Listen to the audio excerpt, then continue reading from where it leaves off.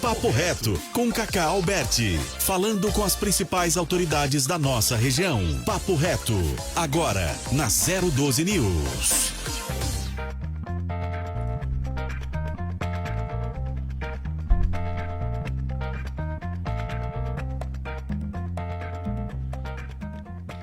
Muito bom dia para você que está ligadinho nos 98.5 da tua 012 News FM. Muito bom dia também para você que já está nas nossas redes sociais, no Facebook e no YouTube, 012 News Litoral. Aqui quem fala é Cacá Alberti, está no ar mais um programa onde a conversa não faz curva. Aqui o papo é reto. E hoje, dia 4 de setembro de 2022, já começa o programa cumprimentando o Rodrigo Pupo, responsável pela plástica desse programa, e hoje também substituindo o nosso amigo da Atena. Então estamos cuidando do streaming aqui da nossa rádio. Tudo bom, Rodrigão? Na paz? Que nem prego na areia? Bom, e hoje, aniversário da minha querida e amada Ilhabela. Hoje não, foi ontem na verdade, né? E o que falar dessa cidade que me acolheu há quase 20 anos, me deu um teto, me deu amigos, me deu uma profissão, até responsável até por eu ter chegado onde eu estou hoje, nessa rádio fantástica, que tem essa abrangência de quase 400 mil pessoas nas 4 cidades do Litoral Norte, que é a 012 News FM. Grande abraço ao Gilson e a toda a diretoria da nossa rádio. Hoje, até mesmo em comemoração ao aniversário da ilha, eu tenho o grande prazer de receber aqui nos estúdios da 012 dois caiçaras do Pé Rachado. Um deles lá da Praia Vermelha e o outro de Guanchumas. Cresceram e se tornaram os maiores, posso falar especialistas ou historiadores, não falar historiadores, né? As pessoas com mais conhecimento, com um acervo fantástico e que podem realmente contar a história da nossa Ilhabela. Começo com você, muito bom dia, Giliar Miguel, tudo bem? Bom dia, Cacá, bom dia a todos os ouvintes, bom dia, Rodrigo. Prazer estar aqui na rádio, tá bom? Obrigado pelo convite. E não tem nem o que dizer, nossa querida cidade de Ilhabela, né? Não tem palavras. Apenas parabéns. Parabéns para a nossa querida cidade que fez seus 217 anos ontem. Exatamente. E ele, meu parceiro jornalista, um cara que eu tenho assim, uma admiração fantástica, porque realmente o trabalho é único, né? Posso dizer que é o cara que tem maior, vamos falar assim, maior autonomia e maior desempenho para falar sobre tudo o que aconteceu em Ilhabela. Muito bom dia, Edson Souza. Bom dia, Cacá. Bom dia, Rodrigo, Giliard. Cara, eu tô muito feliz de estar aqui hoje, podendo falar um pouco da cidade da Ilhabela, né, para Vale Região. E é isso, é sempre um prazer, né, estar compartilhando as nossas histórias, mostrando para todas as pessoas, assim, todo o trabalho, né, que Ilhabela teve para hoje, completando 217 anos. Tem muito da história para contar. E é isso, eu sempre já agradeço já de antemão mais uma vez o convite de estar aqui, dando essa oportunidade para a gente estar compartilhando essas histórias com todos os ouvintes da Rádio 012. Eu que agradeço, Ed. Edson, vamos começar pelo começo. Vamos lá. Cara, eu não gosto muito desse termo descobrimento, né? Parece que os índios eram ETs. Aliás, vamos falar de ET mais pra frente. Legal. Mas antes dos portugueses chegarem aqui em terras tupiniquins, já tínhamos, né, uma população indígena ocupando todo o continente aqui da América do Sul. Várias tribos, né, dependendo da região geográfica. Então, eu te falo, são 217 anos de emancipação política. Porém, vamos falar do tal do descobrimento, entre aspas, de Ilhabela. Eu assisti aquele filme do Hans Staden. Sim, filmado em Ubatuba. Isso. E nós vimos, quem assistiu o filme, é um filme que deve ter seus 30 anos mais ou menos, viu tribos indígenas aqui, inclusive, que gostavam de comer gente. Qual que é a realidade? como realmente era aqui São Sebastião e Ilhabela, né? Aqui o litoral norte, antes da chegada dos portugueses? Antes dos portugueses. A cidade de São Sebastião, ela já tinha tribos indígenas, né? Então, essa proximidade da Ilhabela com o continente, eles utilizavam suas embarcações, eram canoas, para poder ter acesso à ilha. E ali eles faziam rituais, utilizavam como cemitérios.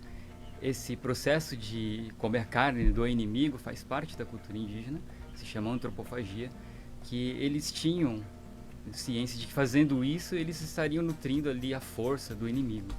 Por isso que tinha tudo isso. Então, na Ilhabela eles faziam isso, eles utilizavam mesmo como cemitério. Por isso que hoje a arqueologia, quando descobre assim, um vestígio de uma cerâmica ou restos mortais daquela época, são vestígios dessa passagem dos indígenas na Ilhabela. Mas aí foi implantado na Ilhabela 4 fortalezas. O primeiro e o principal foi o Forte de Vila Bela, que é hoje na Vila, centro histórico. Depois teve o Forte da Feiticeira, que fica lá na região sul. Teve o Forte de Ponta Azeda. E o Forte da Ponta das Canas Vieiras, que era chamado assim, hoje Ponta das Canas. Esse Forte da Ponta das Canas, ele não chegou a ser terminado, porque já tinha cessado ali a parte da pirataria. Então, hoje essa muralha fica atrás daquele farol que é visto. O casarão ali pertenceu a um ex-prefeito de Ilhabela, foi o Geraldo Junqueira. Ele construiu ali o casarão, depois colocou lá aquele farol. E ali até hoje, quem passa por lá que vê aquele... É um cartão postal, né, da cidade. Sim, ainda bonito. Pode ver ali atrás do farol, tem aquelas muralhas que era da fortaleza inacabada. Perfeito. Diga uma coisa pra mim, Ed. E essas histórias de tesouro enterrado?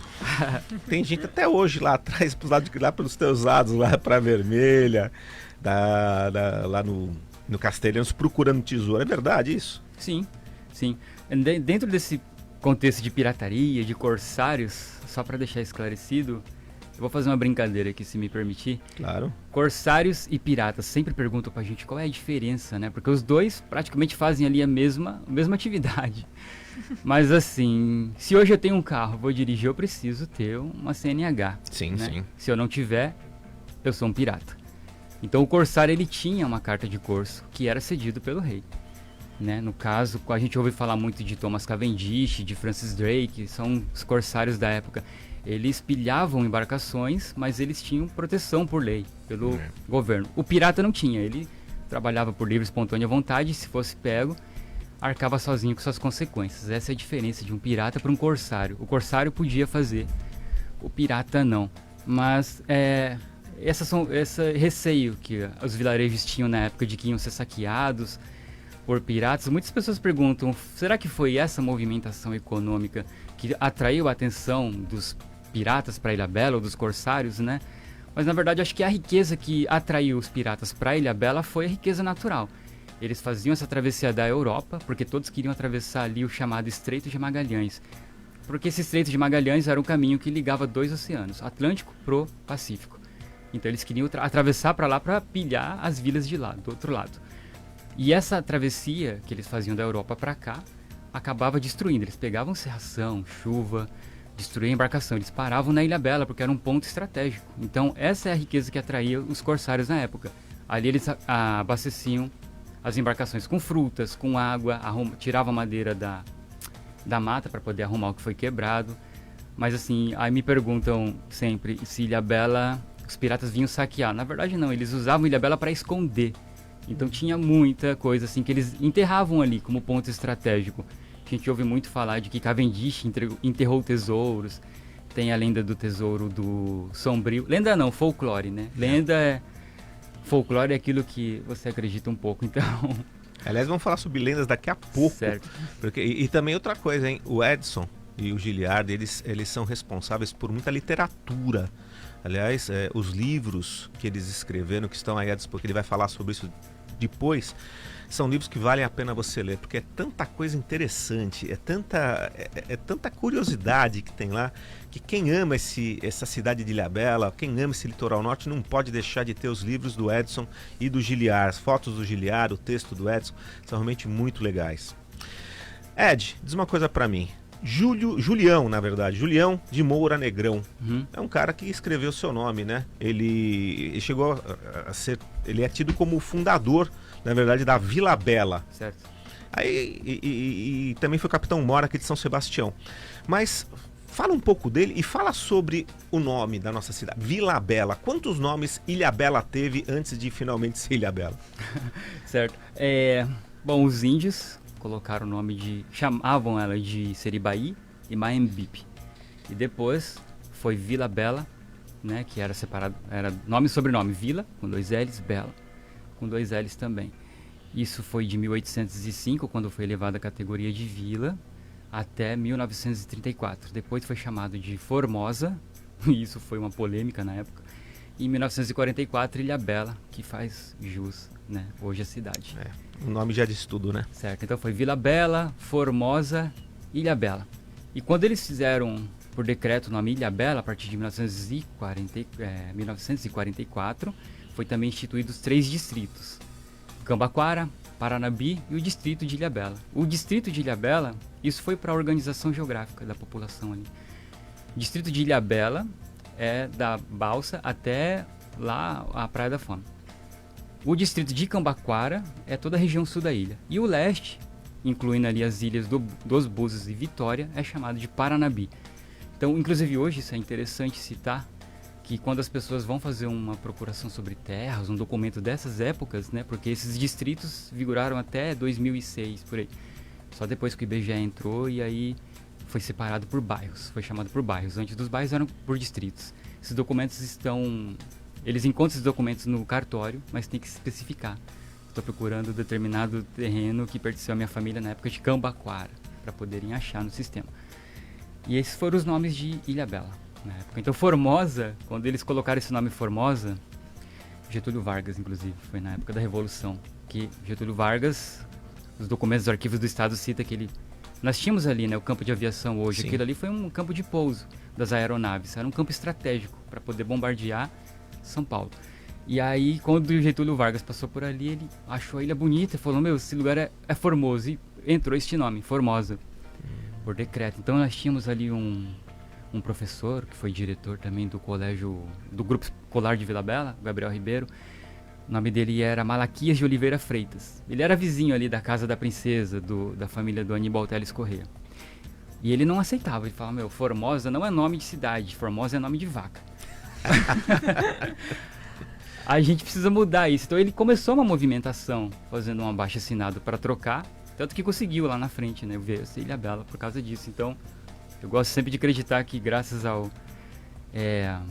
esse professor a gente conseguiu hoje ter o nome Ilhabela. Perfeito. Ed, a gente aprende nos bancos escolares que o Brasil, né, quando foi colonizado pelos portugueses, os jesuítas tiveram uma importância muito grande aqui, né, e que a maioria das vilas, elas se iniciaram ao redor de uma igreja. Aqui na ilha foi o mesmo caso, né? Porque nós temos a nossa igreja, a nossa paróquia de Nossa Senhora da Ajuda e Bom Sucesso. Uhum. Lá foi o berço de Ilhabela? Foi. Eu costumo dizer que a igreja foi tudo, né? É o auge ali. Porque Ilhabela não seria elevada à categoria de vila se não houvesse a existência da paróquia, de uma igreja, de uma capela em volta da comunidade. Isso era o principal. Se não tivesse, né, não seria elevada à categoria de vila. Então, sim, mas tivemos assim a presença dos franciscanos, né? Me deu branco no nome aqui agora, mas é o Manuel da Nóbrega lá. Eles passaram por Ilhabela, né? Tem alguns documentos que citam que eles doutrinaram Maembipe. Na verdade, tem um erro histórico ali. Que Ilhabela era desabitado quando eles passaram lá. Na verdade, eles se assustaram com algumas embarcações de piratas no canal e acabaram correndo para a ilha. Então eles estiveram lá, Padre Anchieta e Manuel da Nóbrega. Mas sim, a capela da Nossa Senhora da Ajuda também o terreno foi doado por um padre sebastianense, Manuel Gonçalves. E aí ele acabou construindo ali em 1718 a paróquia hoje.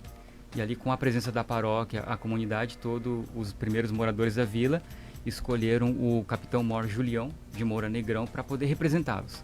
E ali começou os trâmites para fazer essa elevação acontecer.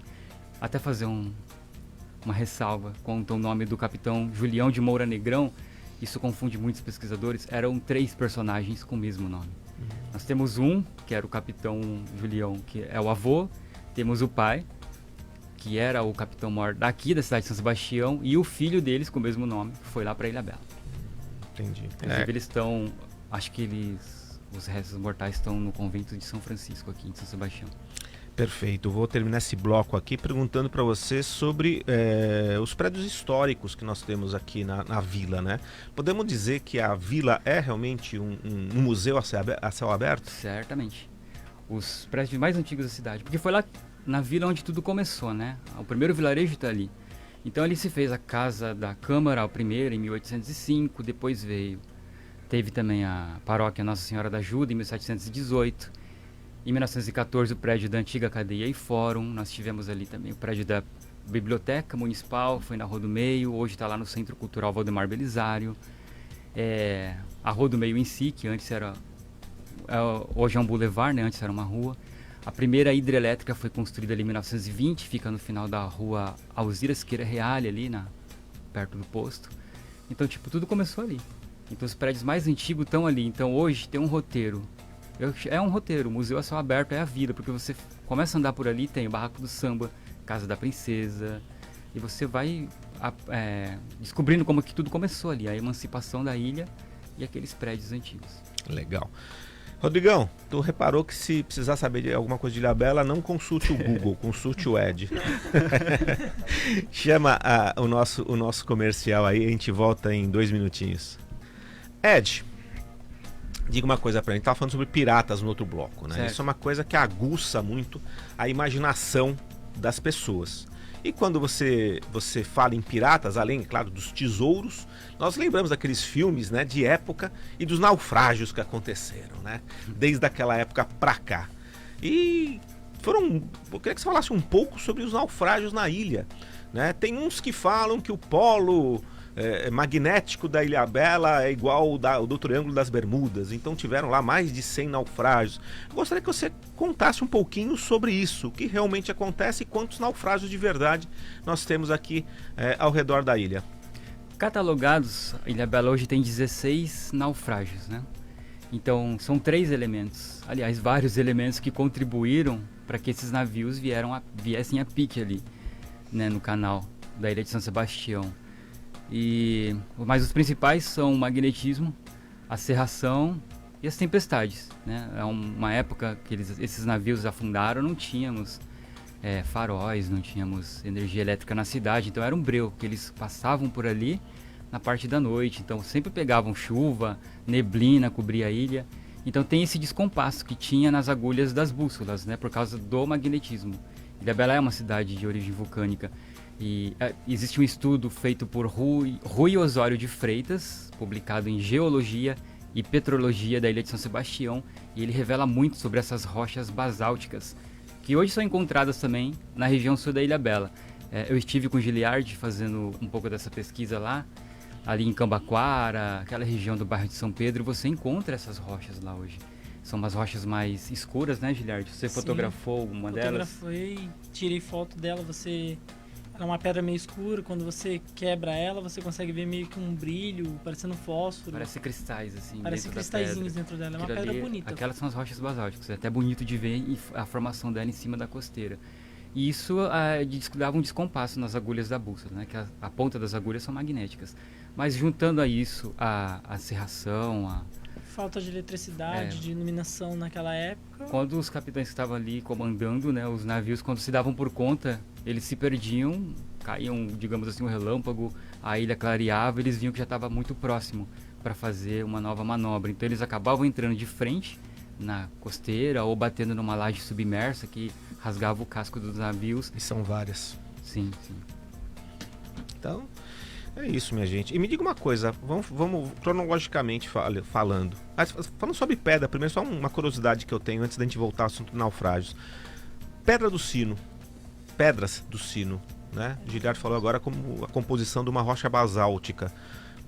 Como que é a composição dessas pedras para fazer aquele barulho que ressona, barulho de sino? Isso é uma coisa que até hoje eu só vi uma matéria, acho que foi na Record há uns meses atrás, que tem uma cidade aqui no interior que também se bate nessa pedra, é uma pedra só, e ela ressona. E aqui na Ilhabela lá tem várias pedras que ressonam. O que é isso? O que acontece? Elas imitam as pedras do sino lá na praia da Garapucaia, elas têm um nome muito diferente que agora me falha na memória, mas que realmente ela reproduz o som, dá a impressão que é um sino que está tocando ali. E tem várias ali espalhadas, né? Hoje, o turista que vai até lá, praia da Garapucaia, eles têm acesso a essa pedra, onde eles podem chegar lá e bater em cima dela para reproduzir esse som. E essas pedras, elas também figuram dentro das lendas e do folclore da cidade. Inclusive, eu convido os amigos que têm curiosidade a entrar lá no Google e escrever o nome Duda Neves. Duda foi considerado entre os 50 maiores bateristas do mundo, né, por revistas estrangeiras. Na época ele tocava com Tim Maia e outros grandes nomes. E o Duda fez uma sinfonia lá nas pedras do sino, né? Estou batendo nelas e ele conseguiu fazer um dó, ré, mi, fá lá, não sei como, coisa de Duda Neves, né? Duda Neves, cidadão sebastianense. Verdade. Há pouco tempo atrás, lá na Garapucaia, tinha uma placa e trazia um pouco dessa história dele, citando lá. Não sei se essa placa ainda está lá hoje, mas eu achei bem interessante, eu cheguei a ler sobre isso. Muito legal. Aliás, Dudinha, beijo no teu coração, meu irmão. Vamos falar cronologicamente, qual foi o primeiro naufrágio que se tem em história e o último? De navio, no canal de Ilhabela, o primeiro foi o Crest, em 1882. Depois nós tivemos um outro ali, que foi o Dart, em 1884. Dart ficou conhecido como navio das louças, espalhou muita louça no canal. Os caiçaras vinham com suas canoas, pegavam aquelas porcelanas, talheres e ia vender lá na vila para os turistas, né? Todo mundo queria ter ali uma lembrança. E esses foram os primeiros, assim, dos 16. Mas foram vários casos que teve, assim, de principal, né? Em 1919 nós tivemos o Teresina. Depois em 1908 nós tivemos o navio Velásquez, que bateu de frente com as pedras. Esse pode ser visitado hoje sem precisar mergulhar. Inclusive o César, dono da Aquáticos, que é uma empresa de mergulho de Ilhabela, ele leva o pessoal lá para mergulhar. Se você tiver interesse em conhecer, ele leva em 2, 3 naufrágios, né? Entra lá no Instagram dele, lá, Aquáticos Ilhabela, e você pode fazer a visita com garrafa, mergulhar e ver de perto esses navios afundados. Me diga uma coisa, Ed. Eu li, né, em uma das suas postagens, né, sobre esses naufrágios, que existe um túmulo da Marinha do Brasil na costa sul de Ilhabela. Ponta da Pirabura. Isso foi em 1913, né? Tava aí para explodir a guerra. Então a Marinha destinou um navio deles chamado Borborema para ficar fazendo testes caso fosse preciso defender a costa do Brasil. E esse navio tava lá com uma equipe. E aí caiu uma cerração forte e tal, deu interferência no rádio. Eles precisavam contactar aquele barco para voltar, não conseguia. Então eles destinaram uma segunda embarcação, o rebocador Guarani. Então esse rebocador foi até eles para levar essa mensagem para retorno. Não conseguiu fazer por rádio. Então quando eles chegaram muito próximos, acabou colidindo. O Borborema, ele bateu no meio do rebocador Guarani e partiu esse navio em 2. Isso matou 31 tripulantes ali. Caramba. E isso foi em 1913, bem ali na região da Ponta da Pirabura. Rodrigão, tá reparando que os dos meninos são cultura, né? Cultura viva. Aliás, como é importante, justamente no aniversário de Ilhabela, nós conhecermos histórias que por exemplo, essa agora do túmulo, eu tinha ouvido assim muito por cima, mas eu não conhecia a realidade do fato. Como é importante o trabalho que vocês fazem. Eu sinceramente não entendo como a Prefeitura Municipal de Ilhabela não rapta vocês dois e coloca vocês para fazer um trabalho assim, para uma divulgação de massa, uma coisa assim maior.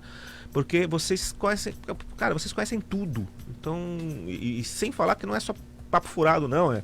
Tudo que vocês falam, vocês têm os arquivos guardados. Aliás, daqui a pouco o HD de 4 TB vai estourar de vocês. Porque o Giliar fotografa tudo, o Ed escreve tudo, vocês vão em tudo que é lugar. num site que é meu, o seu destino em ilhabela.com.br, toda a parte que está lá sobre cachoeiras e praias, todas cachoeiras e praias de Ilhabela foram fotografadas, catalogadas e tem textos, né? Os textos jornalísticos, todos os briefings foram escritos pelo Ed com as fotos do Giliardi, né? Se você quiser conhecer tudo, é só entrar no seu destino ilhabela.com.br, vai lá em Praias e Cachoeiras, todo o texto, todo o material que tem lá foram passados por esses meninos. Realmente, eu chamo menino, quem tá vendo a gente pela 012 News Litoral, através do streaming no Facebook ou no YouTube, vê que realmente são novinhos pra caramba. Então, é impressionante como dois meninos novos tiveram esse amor, né? Pela história, até pela arqueologia, porque eles estão buscando artefatos, enfim, eles não param um minuto. E falando em história, né, isso acabou correndo já ao mundo devido à importância, né, e o choque, na verdade, uma história triste, mas faz parte. Que foi o nosso Titanic brasileiro, o Príncipe das Astúrias, já foi matéria até do Fantástico, né? O que de verdade tem nessa história? Falam que foi o capitão que afundou o navio para pegar o ouro que estava lá, que foi algo em torno de 1916, né? Estava fugindo da Primeira Guerra Mundial com muita gente. Morreu muita gente também. Dizem que a Praia das Caveiras recebeu esse nome pelos corpos, né, que foram para lá. Enfim, conta pra gente, Ed e Giliardi, qual é a história real desse, podemos dizer, maior naufrágio aqui na costa brasileira? O Príncipe das Astúrias, ele fazia sua sexta e última viagem em 1916. Eles saíram da Europa, lá do porto de Cádiz, na Espanha, com destino a Buenos Aires. Essa era a rota dele. Mas antes de ir para Buenos Aires, eles tinham uma parada em Santos, onde eles deixariam uma carga de chumbo.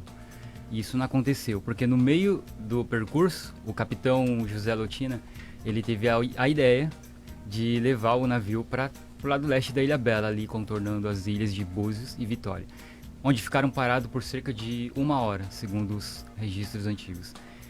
E ali, os relatos de época começam a mencionar que eles descarregaram alguma coisa numa outra embarcação que estava próxima. E muito se falou sobre acidente, porque esse navio vai afundar ali na Ponta da Pirabura, né? E vai ser um dos maiores naufrágios, assim, daqui. Mas depois descobriu que o capitão estava envolvido no contrabando de ouro. Era um navio que tinha muita coisa. Tinha muitas joias, porque as pessoas estavam fugindo por causa da guerra. Eles tinham muitos imigrantes ali, então eles traziam tudo que tinha de valor. Sim. O navio era um navio que tinha uma carga valiosa muito grande. Fora as estátuas de bronze, as estátuas que eles traziam, 20 peças para levar para Buenos Aires, para a inauguração lá de um chafariz que tem lá. Não é chafariz, é a palavra. É o monumento dos espanhóis. Certo. E aí acabou indo tudo pro fundo do mar. E hoje ele é comparado com o Titanic porque foram 2 navios, né? 2 grandes catástrofes em pouco espaço de tempo. Titanic em 1912, Astúrias em 1916, ambos por imprudência do capitão. O Edward Smith foi o capitão do Titanic em 1912, José Lotina, o do Astúrias, em 1916. Então, por essa imprudência, tudo acabou assim, nessa tragédia. Mas essa é a história do Astúrias. E quando esse navio afundou, vários corpos foram levados, né, pelas correntezas. Isso caiu em várias praias da Ilhabela, aqui de São Sebastião também. Mas teve muito, assim, na Praia das Caveiras, Castelhanos, Serraria, vixe, foi muito. E os caiçaras da época. Eles simplesmente recolhiam aqueles corpos, que eram muitos, ficavam todos amontoados. E enterravam ali nas proximidades. Antes eles tiravam tudo que tinha de anéis, essas coisas de... Tristeza. Mais ou menos quantas pessoas morreram nesse naufrágio do Príncipe das Astúrias? Cara, é incerto, assim, o número exato, porque tinha o registro daqueles que estavam viajando e tinha os imigrantes que vinham, né, fugidos. E esses imigrantes não estão no registro. Então a gente hoje trabalha com a informação de que estima-se que foi mais de 1.000 óbitos. Mais de 1.000? Uhum. É muita gente, que tristeza. Ai. Vamos lá, vamos falar de... Então, estamos lá para trás da ilha agora, né? Certo. Vamos falar sobre as comunidades tradicionais caiçaras. Legal.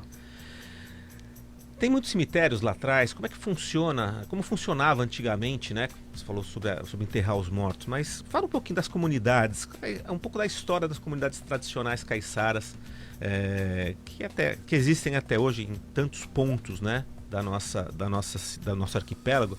E outra coisa, você também falou sobre as ilhas de Vitória, Búzios e Serraria, né? São 3 ilhas que ficam do lado do mar aberto. Muitas pessoas pensam que Ilhabela é apenas essa ilha gigantesca que nós temos aqui na frente do canal de São Sebastião, e não é verdade. Nós somos uma cidade arquipélago, né? Fala um pouquinho disso, Ed. Certo. Quando as pessoas atravessam aqui a balsa, elas estão adentrando a ilha de São Sebastião. É a maior do arquipélago, né? Quando a gente fala Ilhabela, nós estamos falando do arquipélago todo. O arquipélago, um conjunto de ilhas. Então, Ilhabela é a ilha de São Sebastião, que é a maior, ilha de Búzios, dos Búzios, ilha da Vitória, tem ali a Codói, né, Galhetas, Ilha das Cabras. Então, todas essas ilhas é Ilhabela. Então, quando a gente fala Ilhabela, se escreve tudo junto, realmente, todas aquelas ilhas ali também estão incluídas dentro desse nome. Agora, a ilha de São Sebastião é a principal, que é essa aí da travessia do canal. E nas comunidades tradicionais castelhanas, por exemplo, a colonização lá começou há muito tempo, em 1608 também. Foi um presente, na verdade, de sesmarias dado por um espanhol, mas quem acabou herdando essa sesmaria foram portugueses. Então, um presente de espanhol colonizado por portugueses em castelhanos. Foi quando tudo começou. Então, várias famílias começaram a morar ali, naquelas terras, e essas terras eram chamadas lá atrás de Fazenda Castelhanos. Hoje muitas pessoas falam lá na Fazenda Castelhanos, confundem com o engenho do Leonardo Reale, que existiu lá, né? Mas a fazenda seria toda aquela dimensão de terras. Então ali tinha os escravizados também, que trabalhavam para esses sesmeiros. E que cemitérios tinha vários ali também. São 2 hoje que teve lá, principal, nos castelhanos. Um era chamado de cemitério dos escravizados e o outro é o cemitério dos brancos. Nesse enterravam a família dos sesmeiros e o dos escravizados, os escravizados. Aliás, falando em escravizados, a Praia da Fome, tão linda, mas com uma história tão triste, né? Por que o nome Praia da Fome? Fome é realmente por causa disso. Quando traziam essas pessoas da África para colocar nas fazendas, né? Era muito mal. Eles faziam uma viagem muito extensa, cansativa e tinha muito maus tratos. Às vezes eles viajavam no porão do navio, amontoados, né? Dividiam água num copinho, não é copinho, cumbuca que fala, né? Higiene, então, imagina como é que era, né? Era horrível. Então, quando eles chegavam já na praia, já com aquela, né? Por isso que falam que hoje na Praia da Fome existiu a tal fazenda de engorda, que seria exatamente para isso. Os escravizados chegavam ali e essas pessoas eram alimentadas para poder pegar força e tal, para poderem ver o que ia ser levado para venda e o que ia ficar nas fazendas para trabalhar. Você sabe que eu tenho um amigo meu romano, o Antônio, e os romanos têm, assim, vergonha do Coliseu. Né? Hoje todo mundo quer visitar o Coliseu quando vai para a Itália, mas os romanos têm vergonha porque lá foram assassinados muitos cristãos, e antes dos cristãos o povo que lutava lá, enfim, que brigavam com facas e espadas e tudo mais, mas que foi feito com os cristãos, jogando os cristãos para os leões comerem, botando fogo nas pessoas, enfim, os romanos têm essa vergonha, e eu tenho essa vergonha da Praia da Fome. Essa do Coliseu era uma diversão política na época. Exato. Tal da política do Panem et Circenses, que até hoje é usada, diga-se de passagem. Eu né? até sugiro para as pessoas que querem entender um pouco mais sobre o Coliseu assistir o filme Gladiador. É verdade, é uma vergonha aquilo lá. É a vergonha da humanidade. Enfim.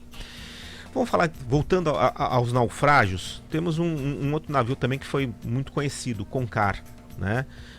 Os caiçaras tiveram acesso a esse navio? Tiveram. O Concar ficou... Quando ele encalhou, na verdade, na ponta da Pirassununga, que é chamado. Ficou 22 dias encalhado. Então, os caiçaras ali das comunidades próximas, eles iam de canoa até lá. Não tinha ninguém vigiando o navio nem nada. O navio estava lá paradão nas pedras. Eles iam com a canoa e subiam no navio. E retiravam de lá. Esse navio Concar, ele trazia um contrabando de máquinas de costura, tinha cigarro, tinha muita coisa. E, por curiosidade, também traziam azeite e extrato de tomate. Os registros antigos, né, isso a gente encontrou também nos arquivos do estado de São Paulo, citam que esse extrato de tomate não é aquele que a gente vai no supermercado hoje e encontra, eram umas latas grandes, era tipo uma mistura. Então dizem que os caiçaras daquela época, quando pegaram essas latas, eles pintaram as casas lá atrás da ilha, achando que era tinta, né? E na primeira chuva desbotou tudo, porque... Hoje, quando a gente fala isso, a gente é meio repreendido, porque os caiçaras falam, não, a gente não era assim, mas tipo, é naquela época, é um outro tempo, né? É que hoje você falando que os caiçaras não sabiam discernir o que era um extrato de tomate e uma tinta. Tá certo. E falando em lata, os mais novos, né? É verdade a história do verão da lata? Rapaz, Rodrigo nunca ouviu falar disso não, viu? Nem eu. Sério? O Wilson Aquino é um repórter, né, um jornalista, inclusive escreveu um livro chamado Verão da Lata. Isso aconteceu em 1987, quando o navio chamado Solana Star veio para o Brasil, e aí fizeram uma denúncia para a Marinha dizendo que eles estavam trazendo contrabando de maconha. E eles diziam que não, que era leite em pó. As latas realmente eram latas grandes, né? E aí quando eles descobriram que estavam sendo perseguidos, eles tiveram a ideia de jogar a carga no mar, né? Vai afundar. Mas não afundou, boiou tudo. E foi parar em tudo quanto é praia. Então, tipo, o pessoal, quando amanheceu o dia, Kaká, as praias estavam forradas de maconha. É mesmo? E aí foi um verão inesquecível, porque as pessoas... Eu não sabia disso não. E diziam que eram, bom, histórias, né? É, né? O Wilson Aquino, ele foi entrevistado no programa do Danilo Gentili, isso tá no YouTube. No programa Agora é Tarde, ele conta isso, cara, é muito engraçado. O livro também vale a pena a leitura, que traz ali fotos e tal. Eu vou dar um testemunho meu pessoal, tá? Eu tô com 57 anos. Isso foi em 1980 e pouquinho que aconteceu. Você tá com uma lata? Rapaz, eu tive acesso a várias latas dessas. Sério? Porque, inclusive, eu tinha ido surfar em Castelhanos. Uhum. Com o Marcelo e mais os outros amigos que a gente sempre vinha aqui pro Litoral Norte. E nós nos deparamos com essas latas boiando. E aí avisaram pra gente que tinha dentro. A gente não acreditou e abriu. Uhum. É claro que a gente jogou tudo fora, queimou, que é pra não, né? Não pode Lendas, usar essas coisas. Né?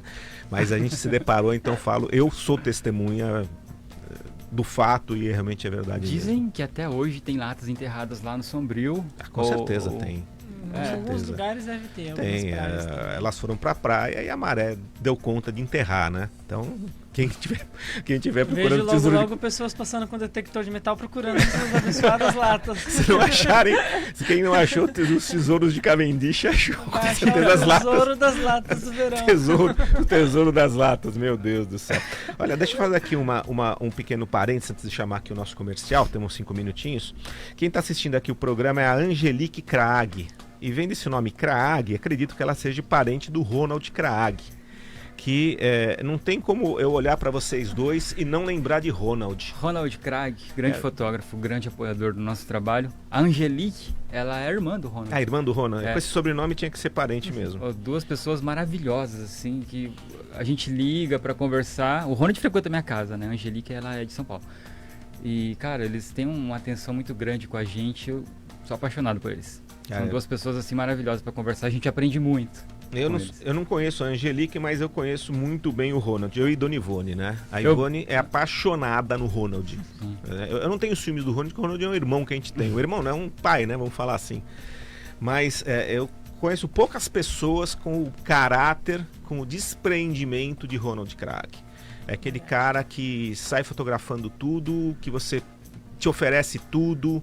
Enfim, ficou doente, né? Foi acometido pela Covid uns meses atrás, passou maus bocados no hospital, mas quis o nosso bom Deus que ele continuasse o convívio conosco aqui na Terra, coisa que me deixou muito contente, muito satisfeito, feliz da vida, porque o Ronald realmente é uma figura ímpar, né? Inclusive, eu comentei sobre o meu site, que é o passeio... o seu destino ilhabela.com.br. As fotos que tem lá ou são do Ronald ou são do Giliard. E o Ronald realmente é um cara sensacional. Não tem como a gente ver que esse sobrenome e não fazer esse comentário. Então o Ronald que deve estar assistindo ou ouvindo a gente pelos 98.5. Grande abraço, Ronald. Você faz parte da história de Ilhabela. As tuas fotos contam a história de Ilhabela. Um beijo no teu coração e obrigado por ser essa pessoa quem você é e ser tão amigo nosso como você é. Beijão. Queridão, Rodrigo. Antes disso também deixa eu só tocar no assunto aqui da Vilma Oliveira Birdwashing, né? Tá dizendo que os meninos são valorosos. Demais, Vilma. O Biel e a Maíra Miguel diz que esses dois meninos são incríveis, pessoas incríveis. Concordo plenamente com vocês. Cara, Gabriel é gente boa pra caramba. E falando em birdwashing, daqui a pouquinho a Prefeitura Municipal de Ilhabela estará tendo uma semana, um especial para o birdwashing, isso será amplamente divulgado. Então os amantes, né, da observação de pássaros têm na cidade de Ilhabela, lá principalmente dentro do nosso parque estadual, se bem que nem precisa, você vê tucano, tem tucano, eu moro no Perequê, do lado da Princesa Isabel, e no terreno do lado tem tucano lá no café da manhã. Até Então, na área de casa, pra você ter uma ideia, eu fotografei ele aqui na área de casa, comendo, então, tipo, é fácil. Velho. Quem gosta de pássaro, né? A Giliard, que é um exímio fotógrafo, deve se divertir com a quantidade de pássaros que tem lá quando na ilha. Quando vem uma né? espécie diferente que ele fotografa, ele já vai pro WhatsApp e pergunta: Vilma, que espécie? Vilma, A Vilma tem um conhecimento enorme, cara. A Vilma é que salva. Ô, Cacá, só aproveitando a fala, eu queria fazer rapidinho um agradecimento ao Gabriel e à Maíra. Eu comecei a fazer pesquisas sobre Ilhabela em 98. E aí eu conheci o Gabriel em 2009. Desde então, até hoje, ele é um dos nossos grandes apoiadores ali, o Gabriel, toda a equipe do Supermercado Frade. Eu tenho que sempre agradecê-los, porque eu sou eternamente grato por esse incentivo que eles me dão até hoje. Aliás, a gente tem que dar nome aos bois, né? Não tem como você falar em Ilhabela sem falar no Supermercado do Frade. Certo. São empresários que fizeram a nossa cidade ser o que ela é. Então, aqui não é jabá não, aqui é reconhecimento mesmo. Parabéns, Gabriel, a você, a teu pai, que se Ilhabela é o que é hoje, nos seus 217 anos, deve muito a pessoas como vocês, que investiram na cidade, acreditaram na cidade, dão emprego para tantas pessoas. Eu não tenho ideia de quantas pessoas trabalham nos 3 frades, né? Que nós temos a conveniência lá antes do Saco da Capela, temos o frade da Barra e o frade do Perequê, mas no mínimo umas 300 pessoas trabalham lá, 200, não sei, é muita gente que trabalha lá.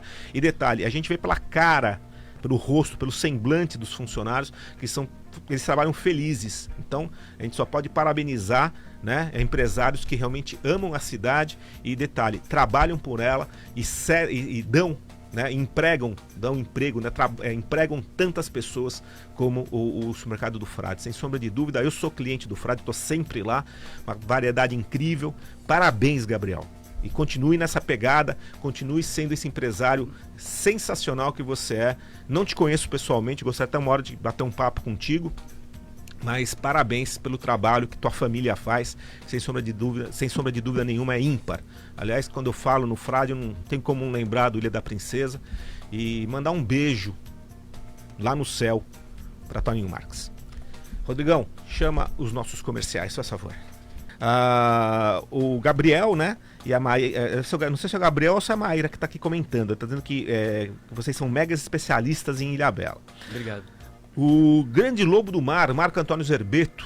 Aliás, o Marcão faz um trabalho maravilhoso, né? Com a previsão do tempo, sempre publica. E nós que vamos para o mar, eu não saio, principalmente para ir para trás da ilha, sem antes falar com o Marcão, porque quem está no mar sabe como é complicado o mar de Ilhabela, somente lá para trás da ilha, né? Então, ele diz o seguinte aqui, o Marcão, ele fala: bom dia, Cacá e amigos. Seguindo as condições do tempo, tem algumas perturbações no litoral que deve prosseguir durante a semana toda. Embora os ventos mudem para nordeste na terça-feira, essas perturbações, que são vórtices ciclônicos, aquele tipo de dia que tem sol e você está ouvindo trovões à distância, serão perturbações nas camadas da atmosfera. Dias de sol e algumas nuvens que podem descarregar chuvas, ok? Deve ocorrer, inclusive, no dia 7 de setembro. Abraços. Abraço a você, meu querido Lobo do Mar, Marco Antônio Zerbeto. Nós, aqui de Ilhabela, Caiçarada principalmente, conhece muito bem o Marcão. Marcão pescador, Marcão da Defesa Civil, enfim. E hoje está lá fazendo faculdade de meteorologia e está sempre nos ajudando com informações. Muito obrigado de coração, Marcão, por tudo que você faz por nós, viu, cara? As tuas publicações são muito importantes e chegam, por que não dizer, né, Giliar, que salvam vidas. Sim. Muitos problemas são evitados. Olha aqui, o Gabriel, eu acho que é o Gabriel, não sei se é o Gabriel ou a Mayra. Mayra ou Maíra? Mayra. Cara. Desculpa. Depois ele puxa minha orelha. Eu falo Mayra. Mayra. Eu acho que é. Ele está aqui, aliás, quero mandar um abraço pro pai do Gabriel, né, pro seu Edson, que eu falo, o seu Edson é uma pessoa que cresceu junto com Ilhabela nesses últimos anos. É impressionante o trabalho que o Supermercado do Frade desenvolve na cidade. E olha só, são 450, ele está informando aqui, 450 pessoas empregadas no Grupo Frade. Sem sombra de dúvida, acho que juntamente com a Adílio, juntamente com a Prefeitura de Ilhabela, são os maiores empregadores da cidade. Certo. Né? Então, parabéns a esses empresários que fizeram Ilhabela ser o que ela é. É uma empresa que cresceu com a cidade, né? Sim. Começou como Cerealista Silva, Exato. depois Mercado Silva e hoje Frade, então... Edson Silva, né? Certo. É isso aí. É isso, ele está aqui agradecendo. É um prazer, viu, o Gabriel, poder falar de uma empresa respeitada, de uma empresa séria, de uma empresa que vende produtos com qualidade fantástica, que é o caso do supermercado Frade. E a gente fala isso de coração mesmo, sabe? Não é jabá não, a gente fala porque realmente eu sou cliente, tô lá quase todo dia, sou muito... Aliás, quero mandar um grande abraço pro Davi, que fica na porta do Frade aqui do Perequê. O Davi na verdade é móveis de utensílios do Frade, era que nem a Maria. Também é impossível falar do Frade se não falar da Maria. Vamos falar de lendas agora? Acho que Maria é uma lenda do Frade, uma lenda de Ilhabela, Maria do Frade também, não é, Edson? Tinha. Ela é citada no filme Desaparecidos, do David Sherman, em 2011. Você tá assistindo o filme, aí os caras vão atrás de uma lenda, no filme, né, um bicho-papão e tal, eles citam a Maria. É claro que é ficção, mas eu achei interessante eles terem citado ela ali no filme, dizendo que a Maria contou isso fica registrado. Maria, beijo aí no céu pra você também, minha querida. O Guia Celso Paulino diz, gostaria de parabenizar o Edson e o Giliard pelas informações e esclarecimentos sobre a nossa cidade. São informações muito importantes para nós, guias de Ilhabela. Mais uma vez, obrigado. Obrigado, Celso. Obrigado, Celso. Tá aí o reconhecimento de quem sabe a importância do trabalho que vocês dois fazem. Eu não canso de falar que eu sou fã de vocês dois. Eu, como jornalista, eu vejo o trabalho de vocês, eu vejo que vocês vão nas fontes, enfim. Cara, eu não canso de falar que vocês são exemplo, né, para todo mundo que quiser começar um trabalho sobre arqueologia, sobre história, enfim, vocês são realmente exemplo para isso. E além disso, vocês são as pessoas que nunca se negam a passar esse conhecimento também. Então, parabéns pelo desprendimento de vocês dois. Vocês são que nem o Ronald. O Celso, ele é guia ali, ele tá no Parque Estadual, no Engenho d'Água, fazenda. E no Museu Náutico. No Museu Náutico, junto com o Pedro Henrique, junto com a Simone. Eles são gente boa demais, eu gosto muito de conversar com eles. E falando sobre o Príncipe das Astúrias, nós não falamos a respeito do mergulhador, né? Também historiador, que recuperou tantas peças, né? E inclusive o Ed trabalhou com ele aqui no museu quando era no Perequê, né, o Janis Platon, aliás, um cara também que tem uma importância muito grande na história do Príncipe das Astúrias, né? O Janis, eu sou grato a ele por essa confiança que ele me deu em 2012, comecei em 2012, quando ele fez o convite para mim ficar como gerente do Museu dos Naufrágios na Ilhabela, quando este pertencia ao setor privado. E foi ali que eu comecei a aprender mais sobre a história, né? Que eu já fazia pesquisas e tal, mas esse foi o auge para mim, porque eu comecei a ter acesso a trabalhar diretamente com pessoas, então turistas, na programação de navios, né? Os cruzeiros que param na Ilhabela, todos iam pro museu. E eu recebia essas pessoas, né? De vários países, então eles tinham aquelas curiosidades, isso me levou a pesquisar mais, porque eu queria me preparar para atender essas pessoas. E essa abertura que o Giannis me deu ali no museu foi muito importante na minha carreira hoje. Que hoje eu vejo que eu não teria todo esse conhecimento se não fosse todas essas participações que essas pessoas me deram. E nós estamos falando aqui para todo o litoral norte, uma parte aqui do vale. Se você vier para Ilhabela, meu amigo, vá visitar o museu recém-inaugurado na vila, no prédio do antigo Fórum e Cadeia, ao lado do Cristo de Gilmar Pina, né? Logo embaixo da nossa igreja matriz. E lá no segundo andar nós temos uma parte apenas, tem muito mais coisa ainda, do acervo do Príncipe das Astúrias, né? Que estão lá expostas, com peças, enfim, é muito interessante essa visita. É grátis, tá? É um passeio gratuito, assim como se você quiser visitar também a nossa Fazenda Engenho d'Água, hoje o Parque Fazenda Engenho d'Água, que é uma das duas grandes fazendas dessa época áurea da cana-de-açúcar, dos engenhos, né? Também é aberta para visitação, vale muito a pena você conhecer. Ed, vamos agora falar sobre assombrações, sobre lendas, causos e folclore, que fazem parte, né, da vida em Ilhabela. O imaginário. Imaginário. Conta pra gente, fala um pouquinho dessas histórias tão interessantes. O Giliard até teve uma ideia bacana com relação às lendas da Ilhabela, que a gente sempre ouviu falar de lendas, de contos, o pessoal acha que é muito ficção, mas grande parte dessas lendas, elas aconteceram de verdade. Com o tempo, lógico, cada um contava do seu jeito, aumentava um pouquinho, tirava outro, isso virou um pouco de folclore, mas a gente está trabalhando hoje, inclusive numa cartilha que a gente vai trazer essa parte de lendas e o seu lado real. Real, que é o que foi contado, o que realmente existiu, com documentação, com a prova. Lógico, sempre trazendo um pouco mais... Que embora faça parte, né, do imaginário caiçara, o passado de geração em geração, parte dessas lendas estão documentadas no estado de São Paulo. E elas só começaram a se popularizar na Ilhabela a partir de 1970, quando a folclorista Iracema França Lopes Correia começou a trazer essas informações à tona e publicar em jornais, e ela foi a primeira bibliotecária da cidade, tanto que a biblioteca hoje, Renato Lopes Correia, que leva o nome do marido dela, que era advogado, tem isso, porque ela batalhou muito também, foi a primeira mulher a ser secretária também de cultura na cidade. Vamos falar de algumas desses causos, lendas e folclores mais específicos, né? Certo. Já falamos da Pedra dos Sinos, que vale a pena você visitar, das poucas praias do norte dali que tem estacionamento, tem 2 quiosques, tem restaurante do amigo Mané, lá na ponta tem uma passarela de madeira que te leva até as pedras, lá tem um pedaço de pau, você bate lá, então essa é um folclore que não é folclore, essa é realidade, real, né? existe. Tá lá, existe, Eram né? terras da fazenda da Garapocaia que tinha ali, tanto que o Reimar Rombulow, acho que essa é a pronúncia, trouxe um austríaco Lambert Wolff, aqueles coqueiros que estão plantados lá hoje eram tudo isso, inclusive a capela que está na praia da Cirilba foi feito uma parte pelo Lambert e pelo irmão dele, o Joseph Wolff. Hoje a capela foi rebatizada, ela leva o nome de Capela de Santana. Olha só. E Bom Jesus do Iguapé, né, que é celebrado hoje na Capela da Praia da Serraria. É folclore que está relacionado com as lendas sobre a Pedras do Sino? Como é que me fala um pouco sobre o Bom Jesus do Iguapé? Bom Jesus do Iguape. Eu acho que é Iguape. Iguape. É uma história cheia de anacronismos, assim, você falar com certeza. Porque muitos falam que originou lá na Praia da Serraria. Temos a Capela de Bom Jesus lá, a festa é tradicional, existe há anos.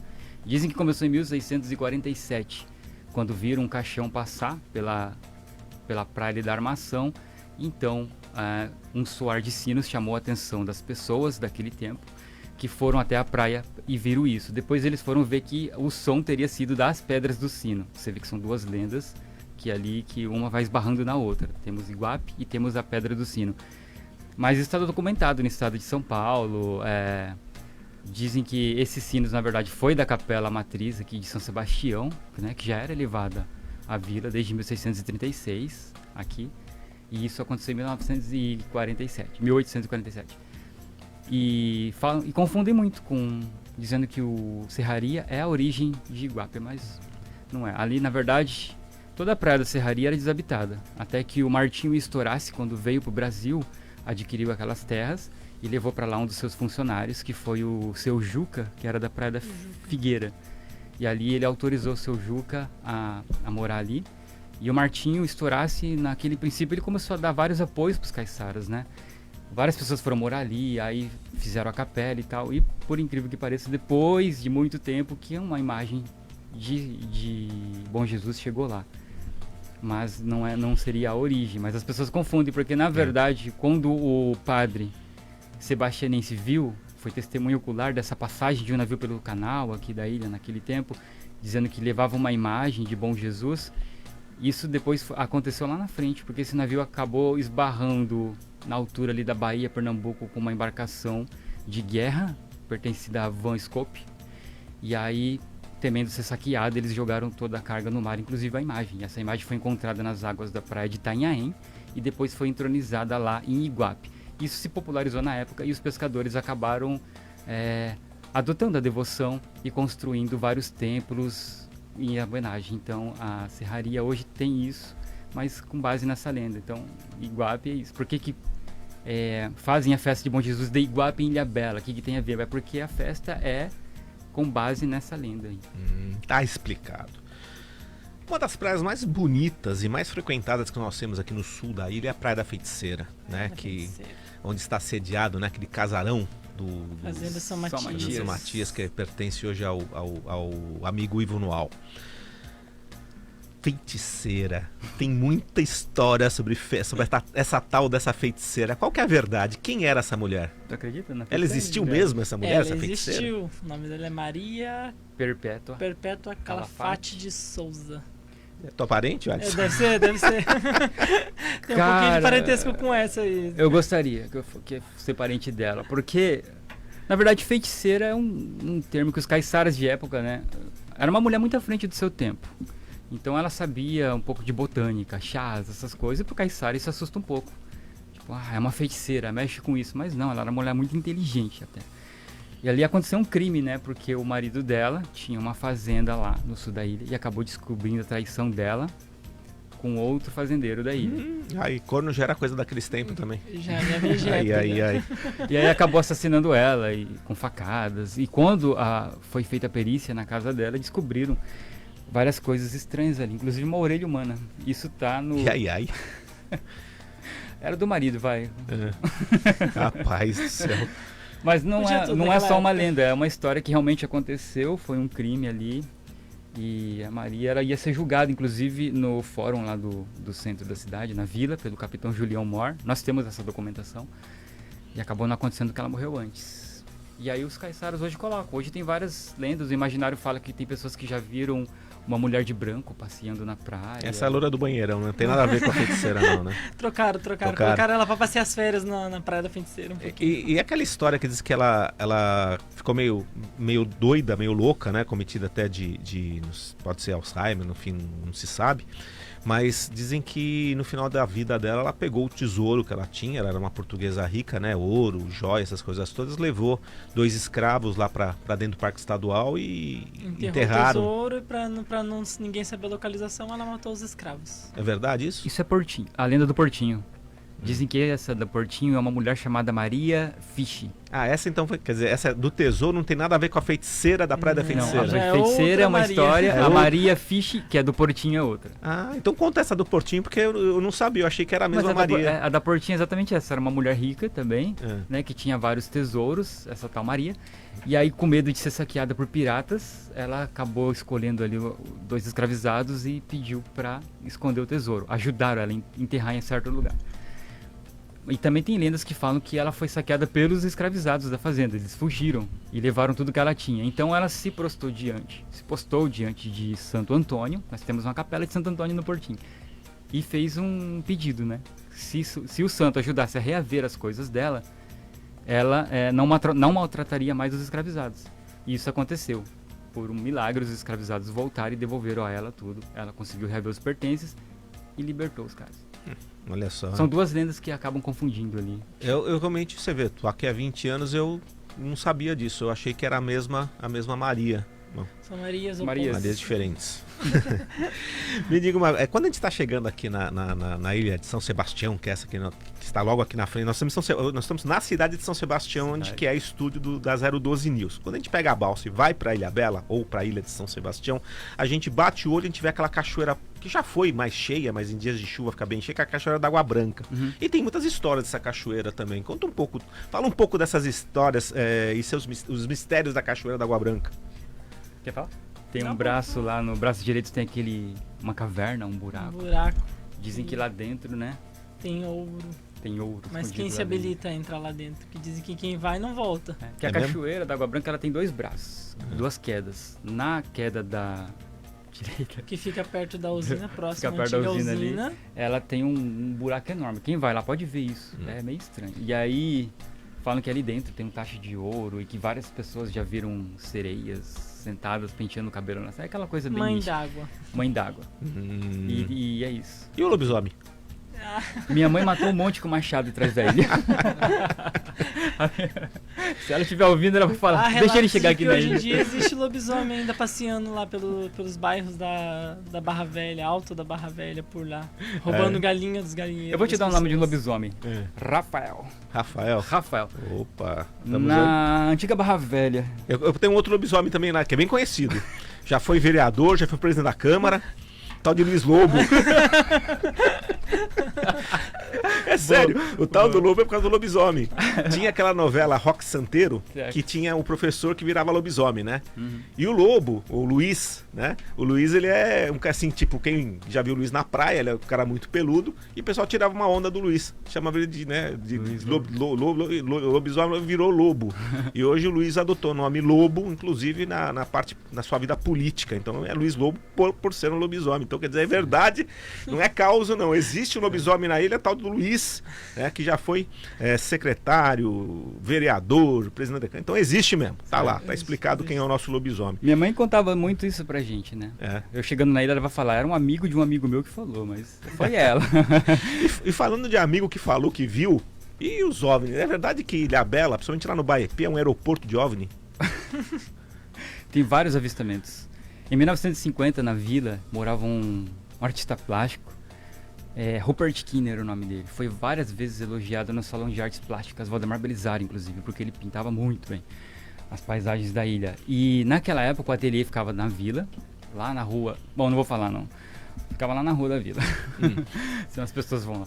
E todas as pessoas que tinham avistamento de OVNIs ou uma história sobre ufologia, eles iam até lá e descreviam para ele pintava em quadro.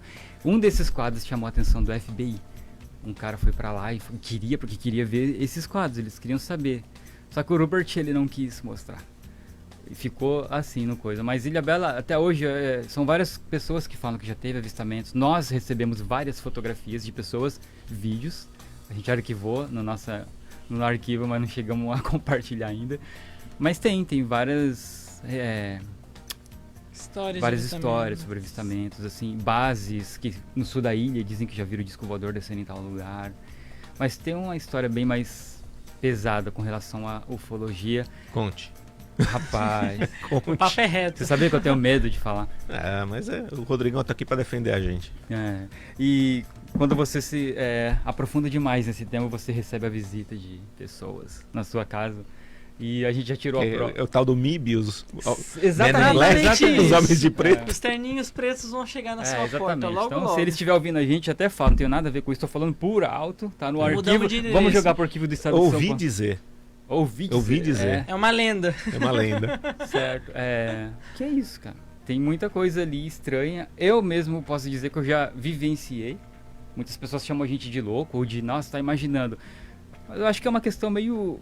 Acho que só você vivendo pessoalmente, tendo a sua experiência mística ali pra você acreditar de verdade. Enquanto, tipo, eu já vi coisas, mas enquanto alguém não vê, as pessoas vão ficar desacreditando, até que elas vejam.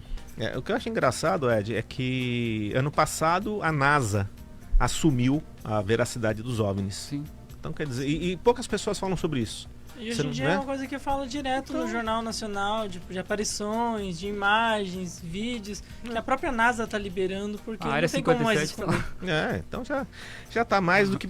a gente já sabe, já tá provado que realmente existe mesmo. Então... eu acho isso muito legal, de poder você se dar de cara assim com uma coisa que vem de outra pra visitar a gente. Né? Tem que ler Cícero Buarque, o livro de 1986. Rapaz, tem uma série no History Channel que são os alienígenas do passado. E quem assiste essa série vê que realmente a gente não veio do macaco, não. O Darwin, ele errou feio nessa história. Quem assiste isso, eu acredito piamente nisso. Quem vê a história das pirâmides, tanto no Egito quanto também na América Central, lá na Rússia, enfim, tantas coisas que aconteceram num passado, né? Não tão distante assim, coisa de 10 mil anos para trás, vê que Adão e Eva não chegaram no paraíso à toa, né? Isso é discutido até hoje, né? Exatamente. O homem evoluiu do macaco, será? É uma questão entre ciência e religião que até hoje, se você acredita que Deus criou tudo que existe, então tem pessoas que falam, eu acredito que Deus criou tudo que existe, mas ao mesmo tempo acredita que o homem é uma evolução do macaco, e aí já está falando sobre ciência, né? Natureza. Exatamente. Isso é papo para um outro programa. Verdade. Aliás, a gente vai para o último bloco agora, você vê que 2 horas é muito pouco para a gente falar tanta coisa que esses meninos sabem. Então eu vou pedir para o Rodrigão chamar os nossos comerciais, eu volto em 2 minutinhos para o nosso bloco final. Estamos de volta! A Vilma Oliveira Birdwashing está dizendo que a Maria Perpétua foi uma empreendedora e com certeza foi uma afronta aos senhores da época. Concordo. Verdade. Gente, estamos no último bloco, né? Voou o tempo. Um assunto que está muito em pauta, né, nesses últimos dias foi a reintegração, né, da Ilha das Cabras. Por que Ilha das Cabras? Conta um pouco da história dessa Ilha das Cabras, para quem não conhece, né? A Ilha das Cabras, chegando na balsa, né, no atracador da balsa, à tua direita, né? Tem um ilhote, na verdade, uma ilha pequena, que é a Ilha das Cabras. Cara, segundo os registros antigos, assim, publicações, informam que no sul da ilha, na região do Piúva, morava um senhor chamado Benedito Jordão, e ele tinha uma criação de cabras. Só que ali, naquela época, as pessoas tinham plantações, tinham hortas, e esses bodes corriam livremente pela rua. E acabava entrando nas hortas dos vizinhos, e os vizinhos iam lá quebrar o pau com ele. Tipo, Jordão não dá mais, você tem que prender os bichos em algum lugar. A Ilha das Cabras, nessa época, era desabitada, não tinha nada. Então ele teve a ideia de fazer uma jangada e levar os bichos pra lá. Por isso que foi ficando esse nome, lá na Ilha das Cabras, porque ele começou a criar os bichos lá e acabou o problema na região sul da ilha. É que nem aquela Ilha das Cobras que tem hoje lá no sul, né? Que é, acho que é a ilha mais perigosa, a Ilha de Queimada Grande, se eu não me engano. Que tem um monte de jararaca e outras coisas mais. A ilha foi tomada. Então, na época, por isso, então, o nome de Ilha das Cabras. Ilha das Cabras. Entendi. Também teve uma capela de Santa Cruz ali, foi feita por um dos amigos do Benedito lá. Em 1912, eles faziam uma festa todo dia 3 de maio. Ficava bem no topo da ilha. E isso não existe mais hoje, nem vestígios, né? Mas eles faziam festas lá. Inclusive tem documentos que a gente achou que cita que os índios Caiapó chamavam aquela ilha de Ilha do Caiapó, por isso. Eles tentaram fazer uma ponte de pedra e dizem que ali na costeira você vê, dá pra fazer um estudo ali que você vai ver vestígios dessa antiga ponte de pedra que tentou fazer uma ligação ali das praias da Pedras Miúdas até a Ilha das Cabras. E tá falando, ela tá muito em voga, né? Porque ela ficou durante 30 anos... né, com a posse de um ex-senador da República, né, e houve a necessidade, né, isso é lei, de haver a renovação da outorga, e o ex-senador acabou perdendo, né, a posse da ilha, que está sendo devolvida aqui para o nosso município de Ilhabela, né? Ficou 32 anos, se não me engano, com o Gilberto Miranda. Certo. E agora, o que será que vai acontecer lá, hein?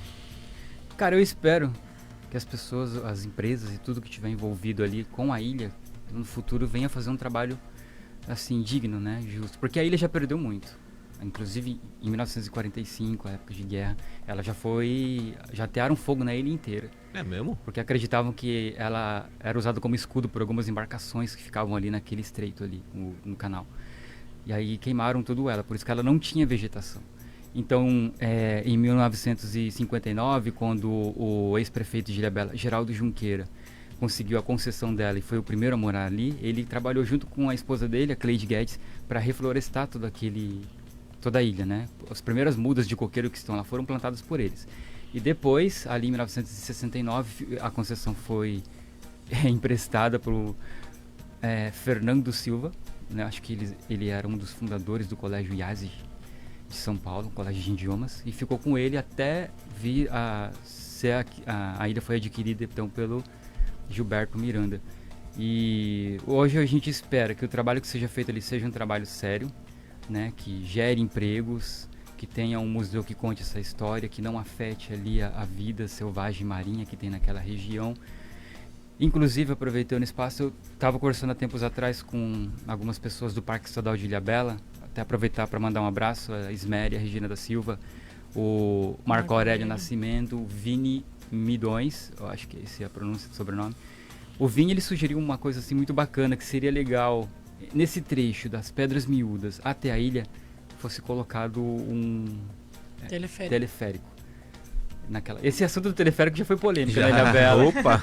Seria em outro lugar, eu acho que era na Água Branca, né? Ia ser lá na Água Branca, Cachoeira da Água Branca. Isso, mas levando esse projeto, pensando assim por alto desse projeto ali na ilha, acho que seria uma boa. Aliás, eu quero mandar um recado pro nosso prefeito Antônio Scolo, de quem sabe um teleférico até o Pico do Baepi, também seria um negócio fantástico, já pensou? Que legal que seria, seria uma coisa assim que iria revolucionar o turismo em Ilhabela, um teleférico até o Baepi, é uma sou favorável. Né? Que todo mundo tem com relação à ilha, que seja feito um trabalho legal, que as pessoas tenham acesso, né, à ilha para conhecer. O que a gente espera é isso, que seja feito um trabalho bacana e que se cobrem taxas, porque precisa para manutenção. Nada pode ser totalmente gratuito. Hoje a gente viaja para vários lugares, né? Que nem eu e o Giliard, a gente costuma viajar para alguns lugares assim turísticos aqui do Brasil para trazer ideias para a gente ver como trabalhar. E todo lugar que a gente vai, seja um museu, Santuário Nacional de Aparecida tem vários lugares, Campos do Jordão tem lá o Bar de Gelo, a Casa do Príncipe, enfim, tudo você paga uma taxa. Sim. Se a Ilha das Cabras futuramente vier a ter um museu, um aquário, que seja cobrado uma taxa para as pessoas visitarem até lá, né? Isso também incentiva a importância de preservar, né? Sim, de preservação. Porque a última coisa que a gente quer, e eu falo isso abertamente, é que ela seja só mais um alvo, tratado como mais um alvo, como acontece com a Ilha das Cabras, com Alcatrazes, perdão. Porque ela não é uma ilha para ser usada como testes de alvo ou munições. Ó, o guia Celso Paulino está dizendo, ó, quando a ilha ganhou a terra e sua vegetação, né, porque dizem que na época das cabras era só pedra, né? Você falou isso, você está agradecendo pelas informações aqui. Deixa eu passar uma coisa para vocês, agora vamos falar de presente. Vocês têm família ainda atrás da ilha. E de uns anos para cá, algum sujeito que não conhece a cultura caiçara, não conhece a vida do caiçara, a dificuldade que é você viver em um lugar que não tem energia elétrica, que não tem saneamento básico, que não tem água encanada. Simplesmente pegou uma caneta e vomitou uma lei sobre a rede boieira, ou rede boiada, alguns falam rede boieira, outros falam rede boiada. E essa lei foi abortada no Ministério lá em Brasília e hoje está causando problemas sérios para os nossos caiçaras. Estamos agora às vésperas de uma eleição. Temos aqui candidatos a deputado federal visitando a região. E eu tenho relatos de caiçaras que estão passando fome, porque a Polícia Militar Ambiental cumpre a lei. A polícia é feita para cumprir a lei. Aí ela vai lá e tira, recolhe as redes dos caiçaras.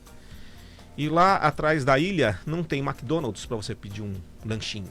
Não tem supermercado do Frade, nem iFood, nem supermercado do Frade para você. Aliás, fica com a ideia, Gabriel. Fez um mercado lá em Castelhano. O Frade está no iFood, o Frade está no iFood agora. iFood, tá. Mas enfim, lá você não tem nada disso. Lá o caiçara vive do extrativismo, tanto o vegetal quanto o animal, né? Tem as suas galinhas, tem as suas coisinhas, tem o seu bambu, tem e principalmente o peixe.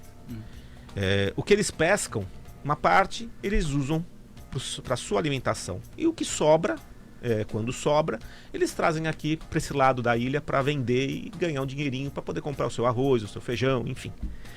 O que vocês pensam a respeito dessa lei absurda que está causando tanto problema e está cometendo quase um genocídio do povo caiçara? Eu acho injusto o que está acontecendo hoje, a forma como o caiçara está sendo tratado na Ilhabela, porque dizem que é proibido você pescar. O que é proibido? A gente praticar a nossa cultura? Isso faz parte da nossa, né, da nossa geração, faz parte da tradição. É o que a gente é, caiçara, a gente pescava livremente. Por exemplo, hoje eu não posso, com meu pai, com meus familiares, pegar uma rede, picaré, por exemplo, ir numa praia e arrastar como a gente fazia antes, para trazer o peixe, porque era a nossa fonte de subsistência. Dizem que é errado. Prende a rede e leva embora. Mas também eu não posso ir hoje numa praia nadar, porque dizem que é entrada ou saída de lancha, é fechado com boia, é a especulação imobiliária que tomou conta assim das praias. Isso é legal, pode. Então eu acho muito injusto como a gente está sendo tratado, como os caiçaras estão sendo tratados com essas leis, né? E é preciso ser revisto, é preciso ouvir, tem que ter. Os caiçaras precisam ter espaço para falar e pessoas que escutem, né? Que ouvem.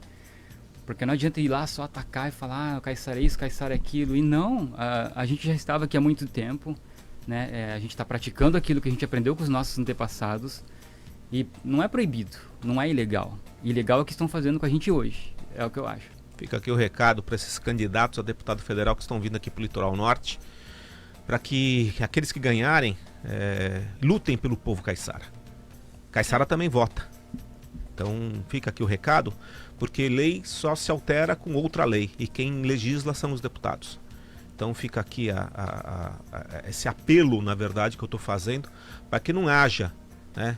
Aliás, já existem até livros sobre genocídio caiçara, isso já está acontecendo há algum tempo.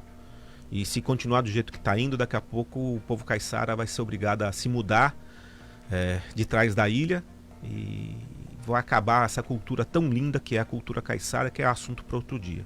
Aliás, como o nosso tempo já está terminando, Ed, muitas coisas não foram faladas, né, Giliardi? Eu gostaria que vocês falassem um pouquinho sobre o trabalho de vocês, sobre os livros que vocês escreveram e onde as pessoas podem encontrar, né, para poder ter esse conhecimento, né, tão interessante, tão bacana que vocês nos passam.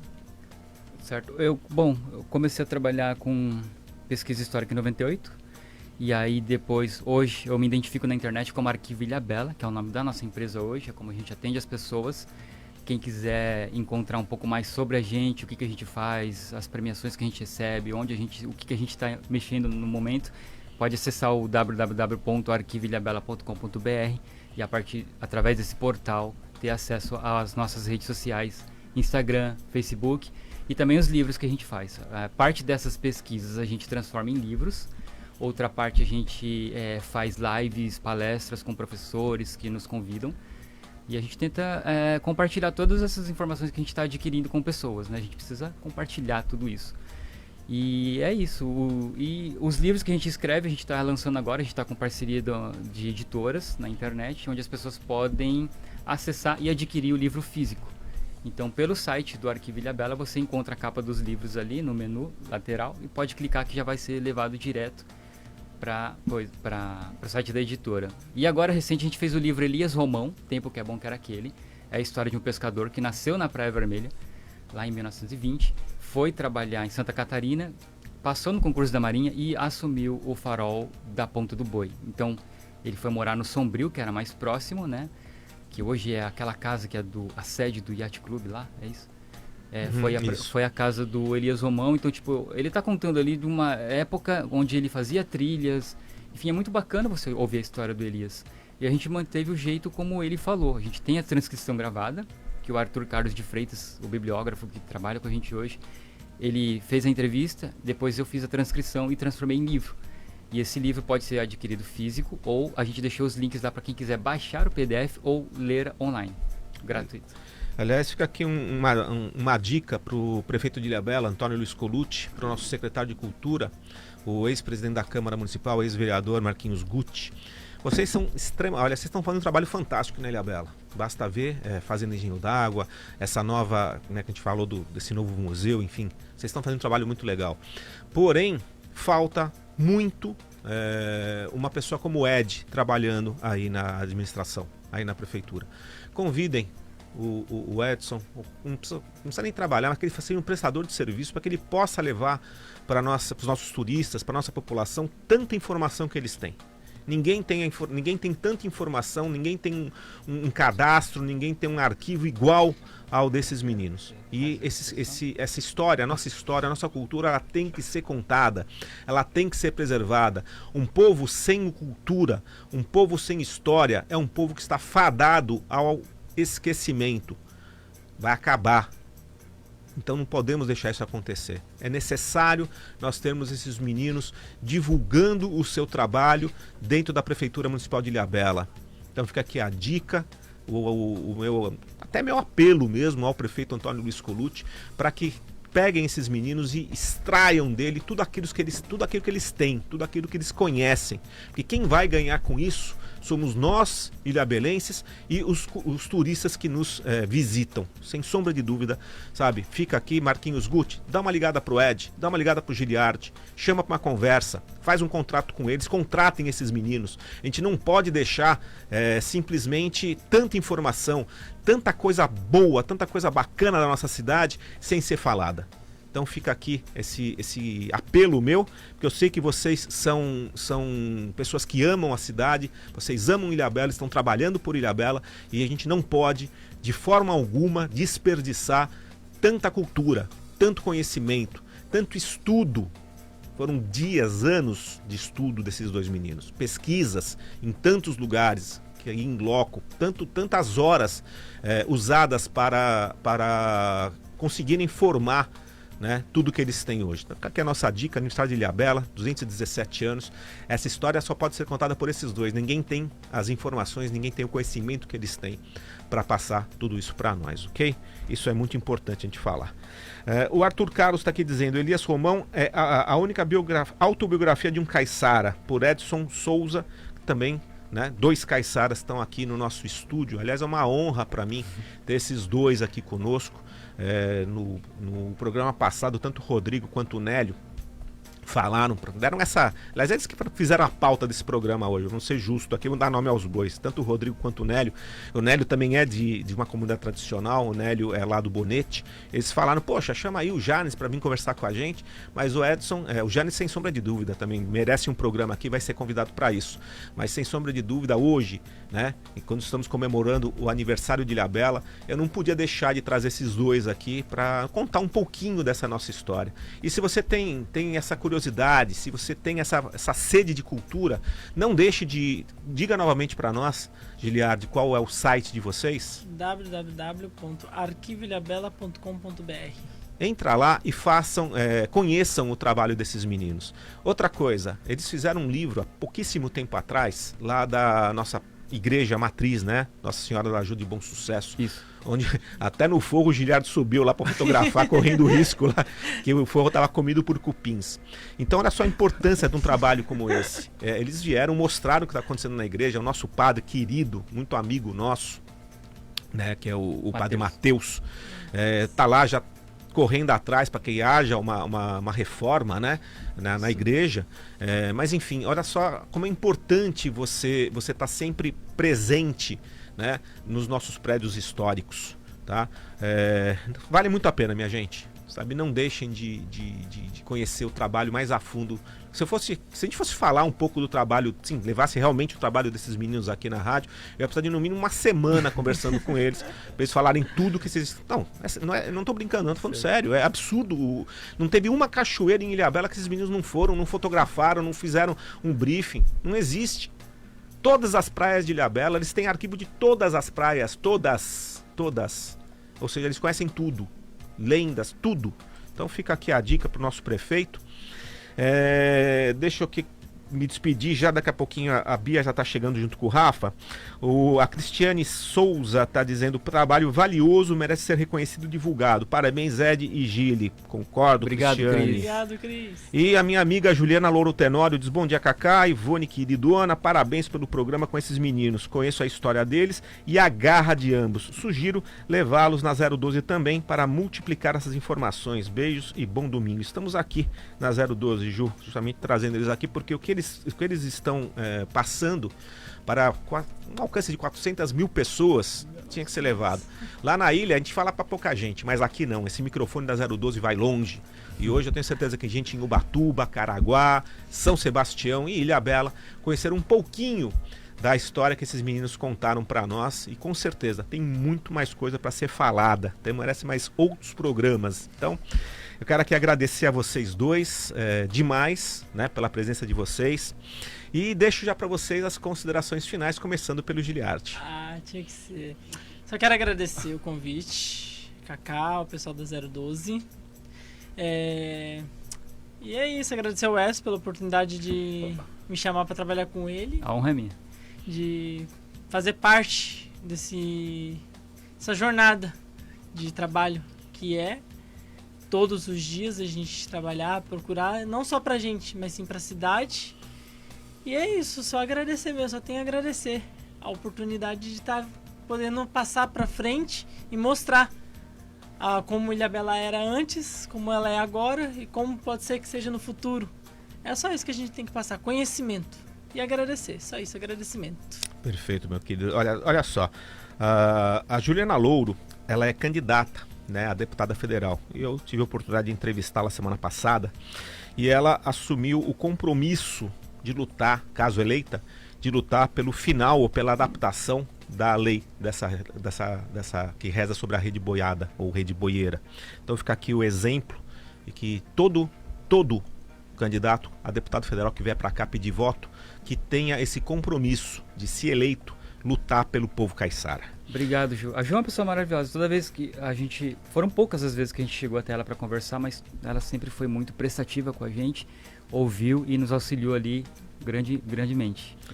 Quero mandar um abraço pro Pedro Louro, que tá parabenizando pela matéria. Obrigado. A Vilma tá dizendo parabéns, Cacá, pela entrevista e aos meninos. Também sou fã de longa data.